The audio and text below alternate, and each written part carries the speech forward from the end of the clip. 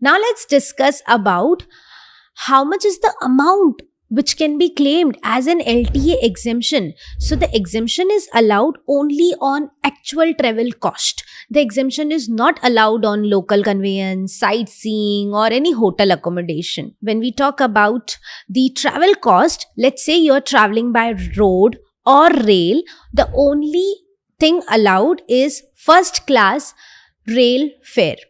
Or if you're traveling by air, then the economy class rail fare is allowed.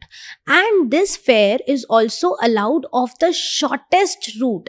Now, if you're traveling from point A to point B, this is the shortest route. This rail fare will be allowed. But let's say you are going from point C and then you're going to point B, then the entire part will not be allowed.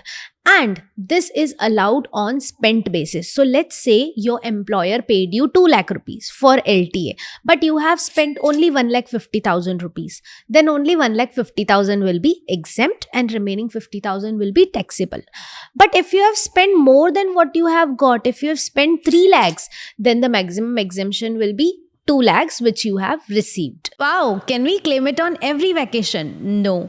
LTA exemption is only available for 2 journeys performed in a block of 4 calendar years. So these calendar years were 1986 to 89, then from 1990 to 1993, and since they are going on. And the current calendar block of 4 calendar years is from the year 2022 to 2025. Now, let's say if you're traveling alone, then you would claim for 2022 and 2023, but you're still traveling in 2024 and 2025.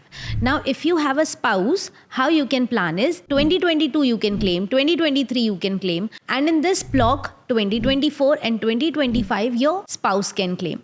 So the entire family got the benefit of LTA. And suppose in case if you miss to go on vacation in some of the years, then also there is no problem. You can carry forward that extra to the next block, but first calendar year of the next block, like which is from 2026 to 2029. So the next claim can only be done in the year 2026.